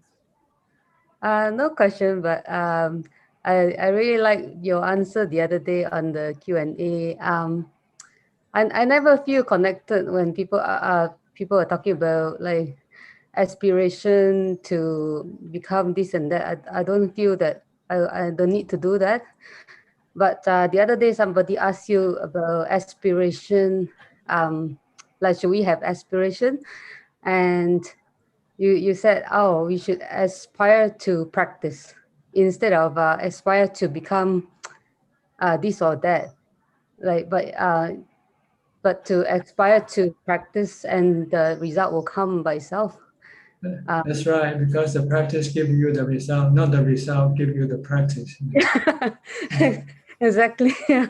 So it's so good. Like it's I just thought, oh my gosh, like got it wrong all this time. Like shouldn't be aspiring to become sotapan or enlightened. Like, but maybe to aspire to practice now, and then the result will. Yeah. If you have want to be a sotapanna, you have to have the aspiration to get rid of your three fetters, the first three fetters. And these three fetters will be got rid of by your practice of sila, samadhi, and panya. So you need to practice. Yeah. Yeah, I really like how you said like aspire to practice instead of aspire to become become somebody or something. Because that's the consequence of from your practice. Yeah, right. Sometimes people got it wrong. They put aspiration in the result, and they never get the result because they don't put the aspiration on the practice. Right, exactly. Right. Yeah, yeah. Like we got it like yeah, it's very simple answer, but like it's very profound at the same time. Okay, and no question, huh? I don't know. So you have For me, no question, but just like what you have taught me. Just remember one sutta, like and it's also like leading to practice like anapanasati. So when think of this, then you go and practice. Think of this, then go and practice. I think this is what I'm doing now. Yeah. Just learn what you have to practice and then do it. Don't have to learn about the result from your practice, what you're gonna get. When you get to it, you'll know it without having to read the scripture about it. Yeah. And the basis is all mindfulness. Like without mindfulness, it doesn't matter how many suttas that I've read. It won't give you any result from your reading of the suttas. Okay. Just like what you said to Michael just now, it's very profound as well. Like the real scripture is the mind, like our mind, like study the mind, like that's the real scripture. Where does all the teaching of the Buddha came from? Came from his mind, right? Came out of his mind. Right. Or the Tripitaka came from his mind. So if you want to read the Buddha never had the sutta to read. Right. Hey, Adan, it's just like one of the sutta, like Tutu Potila. Potila. Yeah, Potila sutta. Yeah, he know the sutta, but he never practiced. He never look at the real sutta, which is in his mind.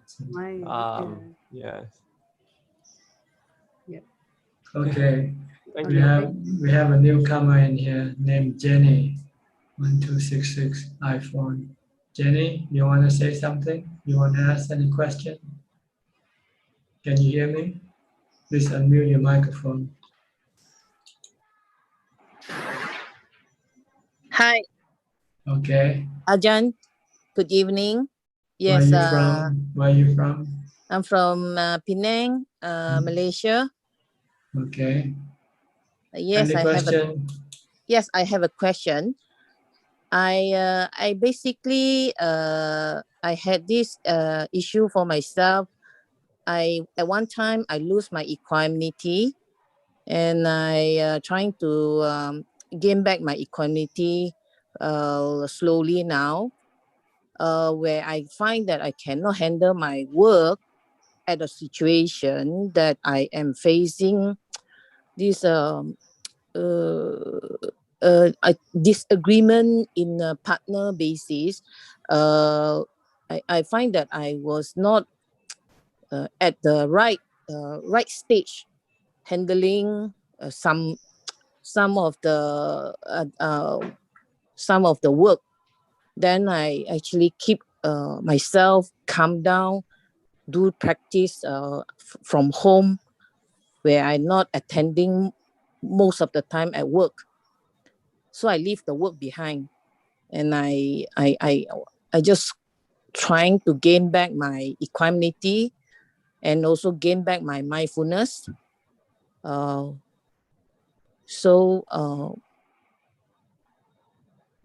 Is that I find that is this a way I can gain better? I'm not to say I want to hurry to gain back the result of the equanimity or the mindfulness, but I keep it away and practice, build back the habit of this, to do the practice again. Yes, it's a good thing to practice to get back to mindfulness and equanimity, because that's where you'll get the real happiness, not from the money that you earn from working, from things you get from people. Yeah, those are they are not real happiness. They're temporary happiness, and when they disappear, and they can make you become sad. But if you have mindfulness and equanimity, you will always have your own happiness, which will not leave you as long as you have mindfulness and equanimity.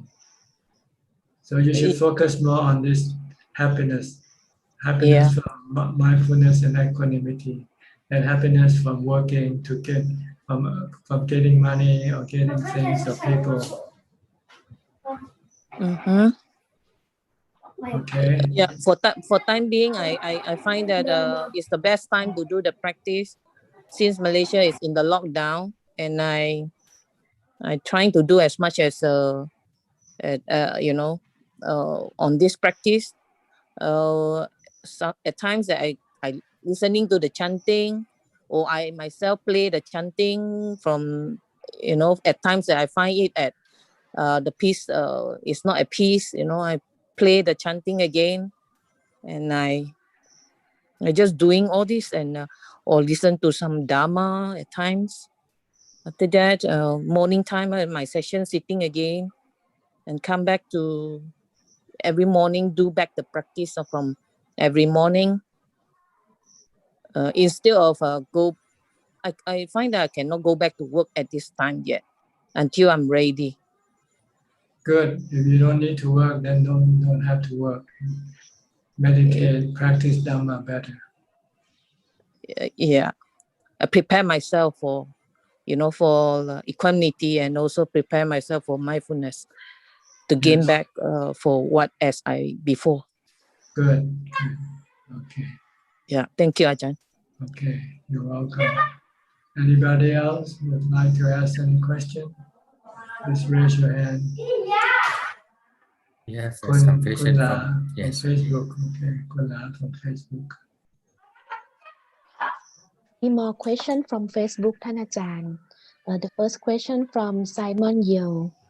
Dear Ajahn, whenever I feel anger arising, what is the best way to counteract anger? Well, if you can go to the cause of, get rid of the cause of your anger can disappear. If mostly the cause of your anger is your defilement, your desire. You want something, and when you don't get it, you become angry. So you can change your mind, say, okay, I don't want it anymore. Then the anger will disappear. Like you want to have this person to be your partner, and you are rejected by him or her. Then you just change your mind and say, okay, I change my mind, I don't want you anymore. Then your anger will disappear. If you cannot do this, if you want a simple way, but this is a temporary way of getting rid of your anger, is to recite a mantra. Just keep reciting mantra, and don't think about the issue that caused you to become angry. Don't think about the person that makes you angry. If you keep reciting the Buddha, then you'll forget temporarily. Then your anger will disappear. But as soon as you start to think about that person again, your anger can come back again. So the best way is to get rid of the cause of your anger, which is your desire. You must desire for, you must want something, and when you don't get it, then you get angry. So you can change your mind, say, okay, I don't want it anymore. If I cannot get it, then I just give up my desire for it. Then your anger will disappear. The next question from Poliang Soon. Do Ajahn thinks as lay person have to upgrade the Buddha knowledge time by time, or just maintain as simple holding Sila, Dana, Panya, upgrade the meditation standard? Is this enough? Yes, just keep practicing, advance in your practice, and then all the Dhamma will appear in your mind. Next question from Jenny Lim. Dear Ajahn, when I do not have strong equanimity, I find I was unable to handle the problem. Please kindly give me an advice. Just create more equanimity by reciting the mantra. When you feel that you don't have enough equanimity, then just keep reciting Bhutto, Bhutto and stop thinking. It's like when you run out of gasoline in your tank, what you do? You go to the gas station and fill it up. Fill up the tank with gasoline. So when you run out of equanimity, then you have to fill it up by reciting the mantra Bhutto, Bhutto. Ajahn, 3 more questions comes. Go ahead. Next question from Sir Leko. Ajahn, what are the consequences of breaking precepts? The consequences will make you feel bad when you break the precept. When you steal, you feel bad. When you're committing adultery, you feel bad. When you lie, you feel bad. This is the immediate result that you get from breaking the precept. But there is also a later consequence after you die. After you die, if you break the precept and they become the dominant force in your mind, then this will lead you to be born in the undesirable realm of existence, either as an animal or as a hungry ghost or as a scary ghost or as a angry ghost. These are the four undesirable state of existence that a person who breaks up the precept will have to be in. Next question from Tin Jack. Dear Ajahn, does it mean the practice is more important than getting the results? How do I know if I'm heading the right direction? You know, if you practice and your mind becomes calmer, more happy, then you are going in the right direction. If you practice and your mind still become agitated, restless, and unhappy, then you're going on the wrong direction, or you're not getting there yet. If you're doing it right, then you have to be patient, because when you practice, you sometimes have to be facing your opponent, your defilement, and this can create stress in your practice. But eventually, when you win and your defilement give up resisting, then your mind will become calm and peaceful and happy. And last question from Eddie Gan.ท่านอาจารย์ how do I practice mindfulness in daily life? When I reciting Bhutto in daily life, should I observe my breath at the same time? Thank you. When you're doing things, you should not watch your breath. You should watch what you do. If you're eating, just watch you're eating. If you're walking, just watch you're walking. And if you want to recite the Bhutto, the mantra Bhutto with it, fine, you can do it. But you can just do one. Just keep watching what you do. So you can do either mantra or keep watching what you do. But don't watch the breath, because the breath is difficult to watch when you're moving around, when you're doing things. You only watch your breath when you sit down and when the body is not doing anything. That's all, ท่านอาจารย์ Okay. Anybody else? Evie from Indonesia. Ajahn, the ghost that Ajahn mentioned earlier, can disturb us because I like to meditate in the dark place, but sometimes it seems like someone is watching me. Oh, they don't come disturb you. It's your own ghost. Your mind creating the own ghost, not the real ghost. Yeah. So I was calm myself, like thinking, oh, maybe a ghost because they karma. And when you stop thinking, then the ghost will disappear. See, the ghost only appear from your thinking. So when you stop thinking, then the ghost will disappear. So do Buddha, so I can. That's right. Just keep Buddha, then the ghost will disappear. So I can forget the ghost, but sometimes it pops, like someone is watching it because there is a sound. Sometimes like. That's your own mind thinking about it. The creation of your own mind. Your mind creating these thoughts, this feeling of someone watching you. There's no one watching you. You're not important enough to be watched. Okay.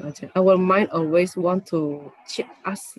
Yeah, cheating all the time, deceiving you all the time. Yeah, delusion, we call delusion.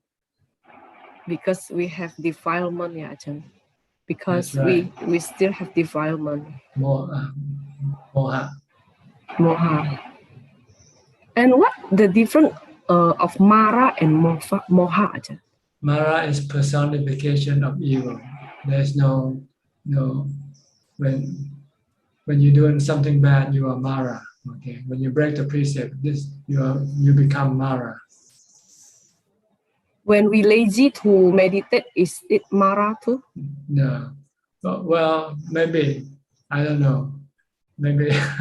Sometimes I was so lazy to wake up. Okay, you can call that Mara also. Mara. You're becoming Mara when you're lazy to meditate. Yeah. And Moha is the fullness. Moha is delusion. Delusion, like thinking there's a ghost around you. This is Moha.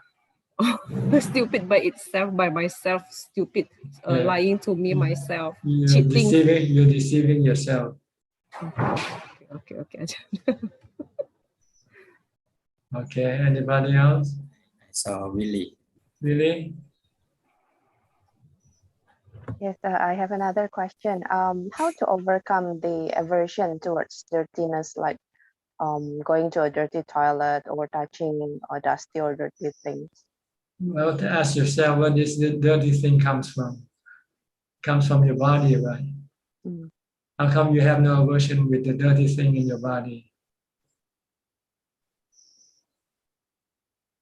Ask yourself, then maybe you say, yeah, why should I have aversion for the dirty thing that comes out of my body? When it's always in my body, I have no aversion for it. Yes.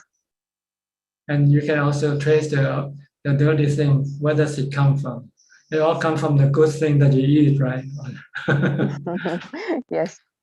So why are they so bad once they come out of your body? When you take them in, you're so willing to take them in.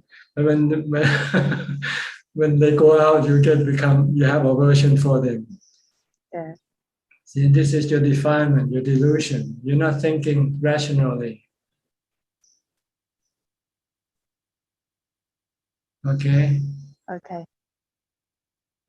Thank you, Tanajan. Every time you think of the thing that you aversion, you think of the thing that you are attracted to, like the food on the plate. Every time you think of the food in the toilet bowl, then you should think back of the food in your plate. And you say, hey, this thing came from this thing, so why should I have any aversion for this thing? When it was in the plate, I was ready to gobble it up real fast. So now it's in the toilet bowl, why should I have aversion for it?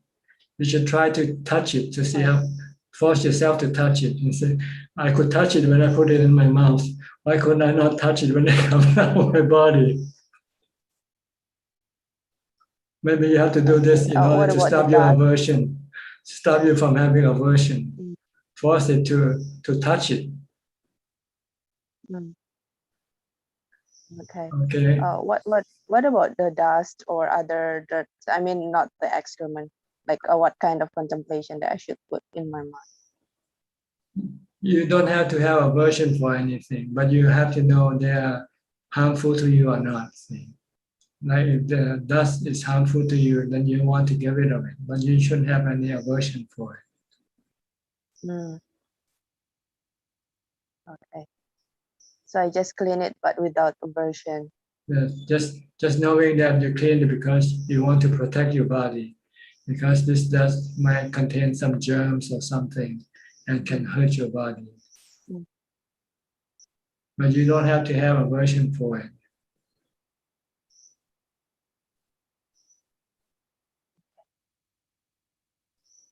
The reason why you have aversion or attraction, that's because your mind lacks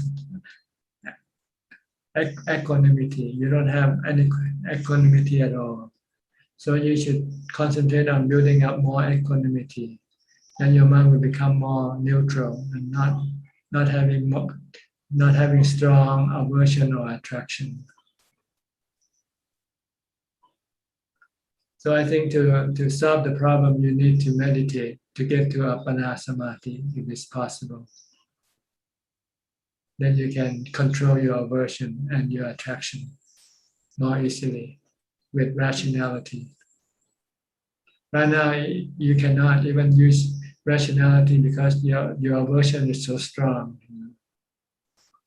You'll be afraid to touch the food that comes out of your your body.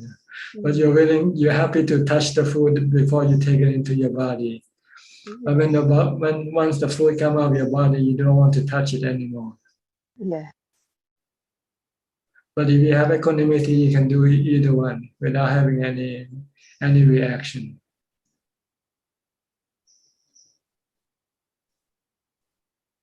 So you have to develop mindfulness and meditate, and wait for you to have equanimity first before you can reduce your aversion or use wisdom to help you get rid of your aversion entirely. Okay. Okay. Thank you very much, Tanajan. Okay. Anybody else?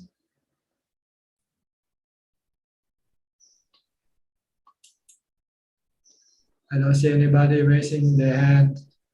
Sulan. Sulan, okay. Yeah, thank you, Ajahn. Yeah, actually I have two questions. The first question is like for elderly parents, like what is one thing that I can share with them to help them? Yeah, because what is your question? What is your question? I don't understand. Yeah, I mean for elderly parents, like who maybe they don't have much Dhamma knowledge or able to understand the Dhamma well. So what is it that I can share with them to help them? Because I think I also hear from some traditions where they say, just share with your parents about the paradise or something like that. Well, it depends on whether they have interest or not. If there's no interest, then there's nothing you can do for them. Mm. So you have to wait for them to ask you, who is the Buddha? What does he do? Then you can start sharing the Dhamma with them. But if they're not interested, then they're more interested in food, in movies, in whatever. Then you cannot force them to have interest in the Buddha, Dhamma, the Sangha. Oh. Because I remember in the Sariputta story, he managed to spark the interest of his mother. So you have to look at them and see if they're interested in the Dhamma or not. Try talk to them and ask them, you want to know who the Buddha is? You want to know what he did? You can ask them, find out. If they want to know, then you can then start telling the story of the Buddha to them. Okay. He was a prince and he became a monk and then he became enlightened. You start a conversation with them, so maybe to raise their interest. Yeah. But you don't want to teach them. You don't want to tell them when they're not interested. You have to first create the interest in them somehow by maybe asking them, you know who the Buddha is? Yeah. Then because for them, if let's say I see that they are now doing something that's unskillful, I tend to tell them that if you continue, you have karma. They've been doing this before you were born, so don't worry about it. So is it bad of me to say, you have karma if you do this? Yeah, it's not your business, It's not your business to tell them what they do wrong. Okay. It's only after they ask you, what did I do wrong? Did I do something not right? And then you can tell them that. Okay, yeah. Thank you. Then is that all your question? I have one more question. Okay. I think lately I think when I see someone, then I feel like lightly punch the person, like this. Just play around. Not. I have the urge to lightly punch the person. Yeah. You should ask yourself, if they do the same to you, how would you feel? Yeah, but I don't mean to harm the person. But you might annoy them. You're not harming them, you might annoy them. So why don't you do something that makes them happy rather than annoy them? Kiss them or something. Give them a kiss. Okay. Yeah. This is metta, see, radiating metta, not by chanting, but by action. By action. Yeah. By what you do or say. This is giving metta, not just being alone and chant metta and hope that this chant will go to everybody in this world. They don't go. It's your delusion that think this way. You want to make people happy when you see them. You do something or say something that make them happy. And this is metta, giving metta, or radiating metta. But recently I feel that it's hard to radiate metta. I feel like in the heart there's something tense. Because your mind is being influenced by your defilements, and your defilement likes to hurt other people. And when you hurt other people, you feel good, you feel happy, you feel superior. This is your defilement. Okay. Yeah. Then I need to radiate metta. Radiate metta. Say nice thing to them when you see them. Don't punch them. Or if you have something to share with them, give them something. Maybe you have some money, extra money, say, hey, why don't you get this money and buy something for yourself? This is something you have to force yourself to do, because normally your defilement won't allow you to do this sort of thing. Yeah. And if you can do it, you'll find that you feel better, you feel good, being able to share something with other people, give things to other people. Especially those who are in need. If you find somebody in need and you can help alleviate their need, then you will feel good. Better than punching them, okay? Yeah. Okay. Thank you, Ajahn. Yeah, this helps a lot. Anybody would like to ask any more questions? Thank you. 2 questions from Facebook. More Facebook question, okay? 2 more question from Facebook, Thanachan. And the question from Linda Lee is a long question. Can you summarize? Can you summarize? She said she has a toxic environment and she has some problem with her mother. And she said when she be with her mother, she cannot do the meditation. So she wants you to give her advice about to. That's because she has expectation of what her mother should be, see? And it's not what she is. So she should change her attitude toward her mother. Instead of expecting her to be what she wants her to be, she should accept what she is. Then she will find no problem with living with her. See, when you're expecting something and you don't get what you expect, then you feel bad. You're not happy. But if you just teach your mind not to expect anything from anybody and take them as they are, then you will not feel bad. And Does the this last, answer the question? Don't change them, change yourself, change your attitude toward them. See, that's the problem with us. We have a certain expectation, attitude towards someone, and we expect them to be according to what we want them to be. But they're not, see. Like they are oranges and you want them to be bananas, for instance. So when they're not bananas, you get angry, you're not happy. But if you accept them to be oranges, then if they're oranges, then you're happy. Oh, I get oranges. So you have to look at them and know what they are and accept them for what they are. Don't try to change people. Change yourself. You can only change people when they come and ask for your help.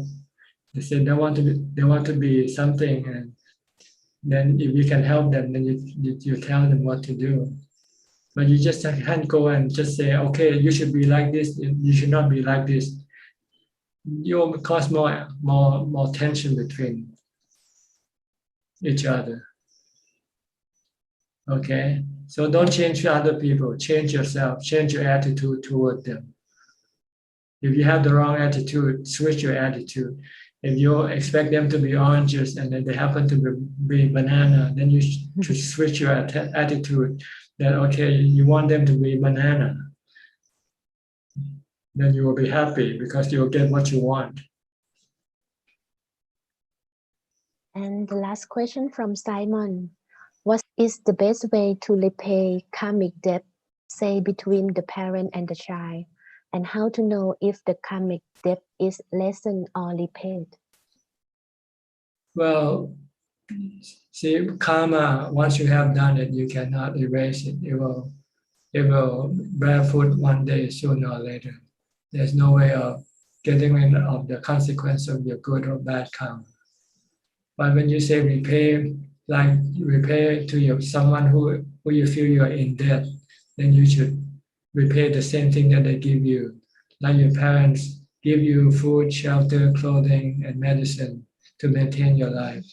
So maybe when your parents need these four requisites, when they cannot provide it for themselves, then it's your turn to provide it for them. This is repayment. If they look after you, they raise you, so in their old age, you might have to look after them and take care of them. Okay? I guess that's about all for tonight. I don't want to drag it any longer. Okay, thank you very much for your attendance. I hope this meeting is beneficial to you and help you advance in your practice. In the meantime, please be safe, be mindful, and keep on practicing. If everything goes well, I'll see you next week. Good night, goodbye, or good afternoon. Good night. Good night. Good night,ท่านอาจารย์ ถึงเจ้าค่ะ พี่บอยที่หลาค่ะ บ๊ายบายค่ะ บ๊ายบาย บ๊ายบาย ขอบพระคุณค่ะ บ๊ายบาย